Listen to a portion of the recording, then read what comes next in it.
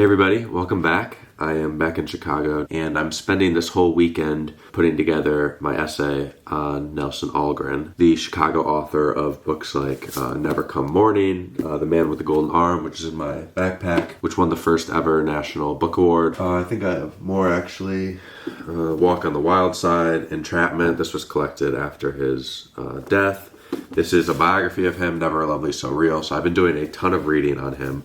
And I put together, and I'm working under a specific professor, and so I put together like this ridiculously large 10-page single-space document just full of information on his novels, on nonconformity, so like his nonfiction. And his story is absolutely fascinating. You can listen to me talk about it a bit in my review of Never Come Morning, which was just 1 or 2 videos ago. I mean, he was essentially one of the biggest authors in America at a point in time. He had a lot of issues with the FBI that led to blackmailing, and he lost out on a lot of financial success that he should have had. Things kind of went sideways towards the end of his career. Actually, my review of this biography, which was literally a video ago, talks a lot about that. This is one of the most fascinating, well thought out books. I don't read biographies at all. Obviously, because I was doing a research project, I read this one, but also like it's just done so differently. It's constructed as if it's making an argument, not just recounting a person's life. So anyway, that sort of like 10-page document is just full of a lot of my thoughts about the books. The arguments made in it are kind of just re-saying what was said in this biography. So I'm trying to make a much more personal essay, one that revolves around location, because that's something I'm really interested in. Like I've done projects on both Edward P. Jones's Washington, D.C., Gwendolyn Brooks's Chicago. I'm interested in how place is present in writing. Someone I'm working with right now is Frank O'Connor and his vision of Cork, Ireland. I have been reading a couple of his books, but I just read the story, Guests of a Nation. I wish I had included that in my short story video I just filmed because, holy crap, one of the best short stories I've ever read. But again, that idea of place is just so interesting to me, and I think my connection to Algren, which can sort of make this a personal essay, has a lot to do with where I went to middle school, because that's the neighborhood in which he lived. That's the neighborhood in which this entire book takes place. The Man with the Golden Arm takes place.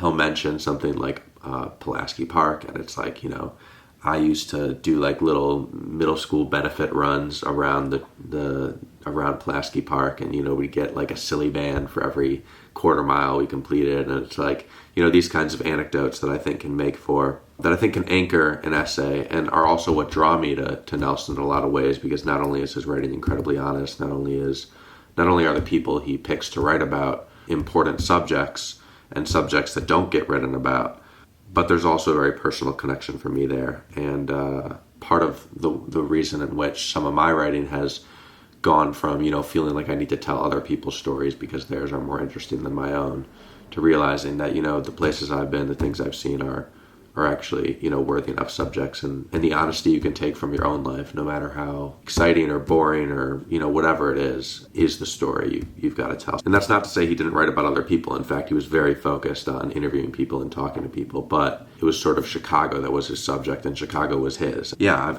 I've still got a little more reading to do. I have to read Chicago, a City on the Make.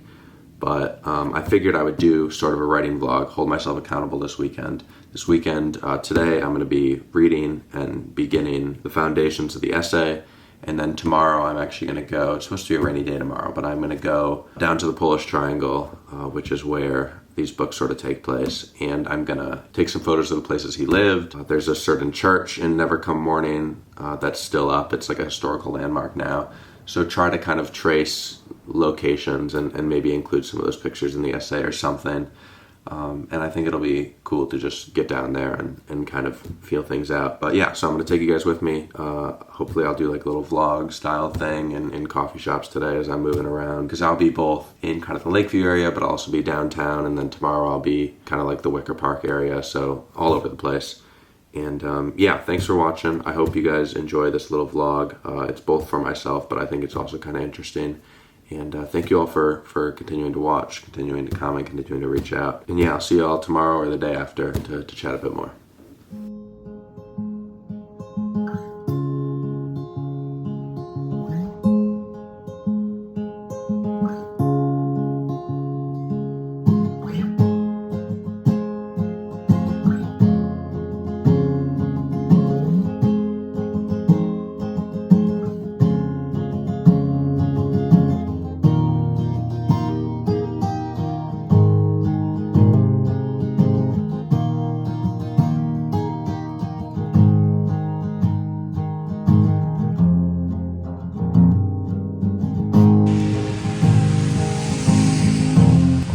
in Nelson Algren's neighborhood. I'm currently walking towards Evergreen where one of his first apartments is located. That's where he wrote Never Come Morning, and where his very last residence in Chicago and longest tenured residence in Chicago was, which is only about 15 houses down from the first residence. It is pouring, but we are out here. This is awesome. I might take a little pit stop underneath this tree, but yeah.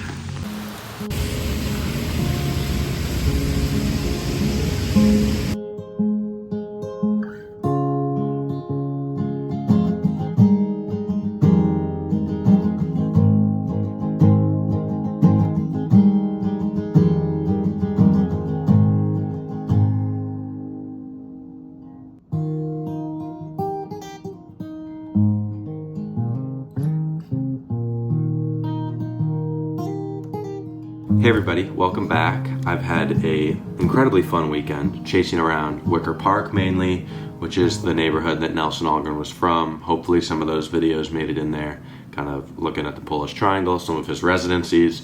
I even found like some of the places he may have written about, like some bars that may have inspired some of the bars in The Man with the Golden Arm. I'd say the coolest thing was finding his like final residency in Wicker Park, which was on Evergreen Street, and it had a plaque on the house that said, that had a quote from The Man with the Golden Arm, and then it had like kind of a street sign out there with, his name and a bunch of facts about him. And then in the Polish Triangle, there's like a fountain that's named after him, so it says like Nelson Algren Fountain all the way around. Anyway, it's just really cool to see somebody who I feel like, obviously I've done a lot of research on, have fallen in love with some of his books in many ways. I just finished The Man with the Golden Arm, which is a really, really incredible book. But I honestly think I like Never Come Morning most. I get that it's less of a conventional novel in many ways, but I think the structure is what makes his intentions stand out. And for me, it just feels so innovative, so grounded in not just a specific neighborhood like this, but in a specific area, like literally the Polish Triangle. Though, like I said, a lot of the Man with the Golden Arm locations are really cool to see for me as well. Ashland and Division again, Pulaski. But what I was saying before I so rudely interrupted myself was it's really cool to see that sort of recognition for somebody that has not only, I think, been ignored in a lot of ways by press media, whether it's big publishers not reprinting his books, or big newspapers not talking about him, or book talk on podcasts and social media not talking about him. Like, not only that, but also like universities don't really teach him. It was really cool to see an area that you can't walk through without seeing in some way some sort of Nelson Algren, something he wrote about or something in appreciation of him, whatever. That was really cool. So I got some cool pictures. Like I said in one of the videos, it was absolutely pouring. It was pretty awful, but that neighborhood is so awesome. I have a good friend who lives there. We spent a lot of time there in high school, but a lot of it was at his house or like the Potbelly across the street or whatever. It wasn't, really exploring it. So it was cool to see. I went to this awesome bookstore called Myopic Books where I got, it was so cool. I don't even know any used bookstores in Chicago. Like, there's none right by me. I haven't been home in Chicago for many summers now. I feel like I know the bookstores in Stockholm, or even like Stockholm itself, better than I know Chicago, which is just crazy to say. So I've been having fun this summer going to different neighborhoods, exploring different places. But this was one of the books I got. Awesome. Domestic Relations, which I think was Frank O'Connor's final story collection that he published while he was alive. I believe that's right. And yeah, that's just sick. And then I got this other John McGahern collection, kind of like all his stories, beautiful hardcover. It was like heaven in there. I hope to get back soon. But anyway, let me get into some of the work I was doing. So I've been reading Chicago, A City on the Make, which is a wonderful book, and I will do a full review. But this introduction by, if you ever plan on getting this book, this introduction by Studs Terkel is one of the most beautiful essays on anyone I've ever read. I think it's an appreciation for his friend who was gone by the time he wrote it. Yeah, I mean, it's everything that Algren stood for, and somebody who saw that when not a lot of people did. Nelson Algren was a street corner comic as well as a poet. He may have been the funniest man around, which is another way of saying he may have been the most serious. Algren did not stand on his head, nor did he balance an eel on the nose. He just shuffled along, tap dancing now and then.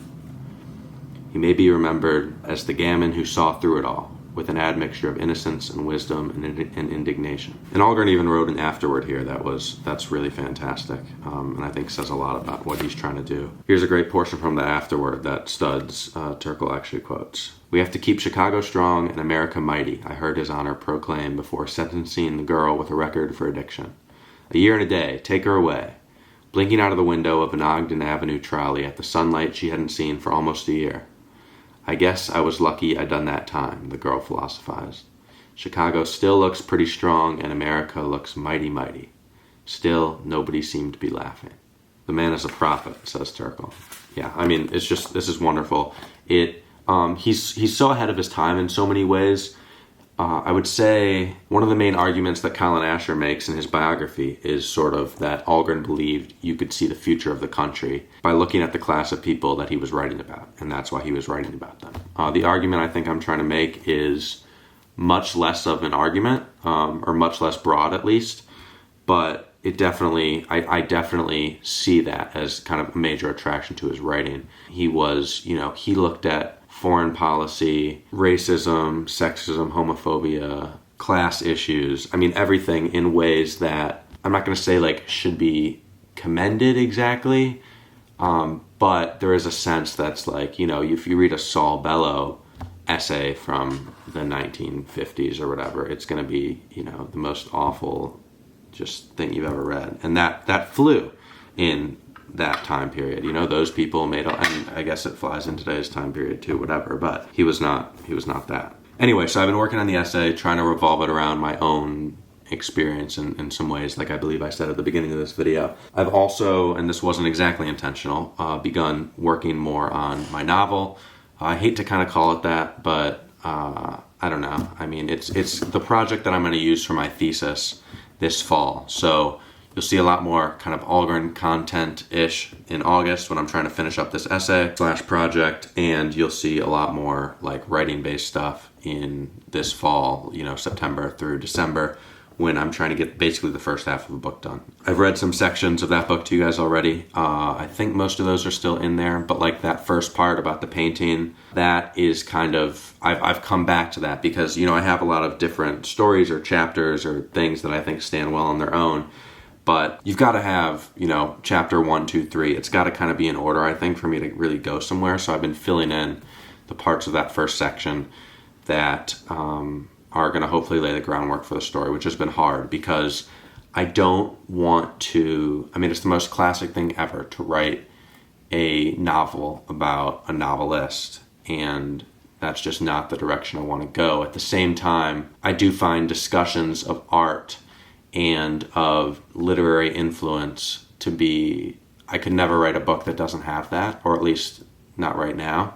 And so I guess like officially this main character is going to be, or is at the moment, like a reader, and he's applying for a job where he's going to be asked to run a book club and some other different things. But I very much want there to be a sort of, maybe writing will be involved in a side way. Maybe it's criticism for newspapers or, something like that. But it's not going to be like a fiction book about a fiction writer. But I am finding ways that I want to incorporate Nelson Algren, Frank O'Connor even, into the book that I'm trying to write, which I think actually will be a lot of fun. It's given a lot of grounding. I felt like I was just writing, I wasn't writing towards, I guess I'd almost call it plot. Like I'm finding a sort of clarity in the plot, which is letting me be as experimental with the writing as I want without feeling like I'm going nowhere. And it's been exciting. When I write short stories, I never cut as much as I do here. So, I'll write a whole 3-4 pages and be like, oh, well, this just doesn't work. And it's almost nice to figure that out because I'm finding ways to combine sections and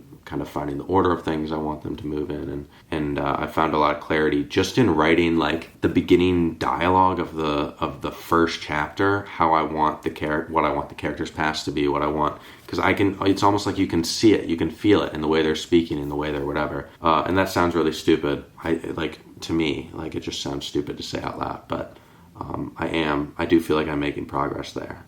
So I'll want to share some of that already in the future, hopefully. Like I said, I've just started submitting one kind of small excerpt from I guess the middle of the book. It's a flashback. I've submitted to 2 places so far. That's it. but hopefully more in the future. And I know I'm way behind on the Substack. I do have a essay about this song I've been loving that I think is going to be really interesting. I'm only like halfway done, but I'll try to get that out in the next week or so. I also have some more videos coming out in the next week or so. I'm going to try to do like a little travel vlog. I leave for Philly tomorrow. I don't know what books I'm bringing. I think probably The Days of Abandonment and Woodcutters for sure, and then maybe one or two others, but I'm gonna try and, I really like, filming where I go and mixing that in with the reading. I think it's kind of interesting. I hope you guys like it, but let me know if not. Let me know if you have any questions about, writing or reading, or if you have anything you want to discuss or see me discuss. Keep reaching out. I love hearing from you guys. I've had some really cool discussions with some people lately. I'm always happy to talk over text or like DM, about books, but nothing else. And also I met somebody for the first time this week, or like I met somebody at the Myopic bookstore who had watched the videos, and that was like the coolest experience ever. I was very nervous. It was the first time that had happened, but yeah, it was really cool. So I won't say her name, but shout out to you if you're watching. And yeah, that was really cool to me as well. So if you somehow, that was such a strange experience. If you somehow happen to see me, come say hi. And yeah, I just love talking about books with you guys. This has helped me so much. Like, it's been so useful to have a place to talk through not just this stuff. I feel like it's made me a better like sort of nonfiction writer reviewer, but it's also helped me piece together some ideas for like the novel and things like that. So it's been immensely helpful to me. I hope you guys enjoy this. I hope this video isn't too long. I hope you guys liked it. I will have more stuff soon. I gotta finish packing now, but good night from here. Good morning or afternoon, wherever you are. I hope you're having a great day. And thank you again, as always, for spending time with me. I beyond appreciate it. And I'll see you next time.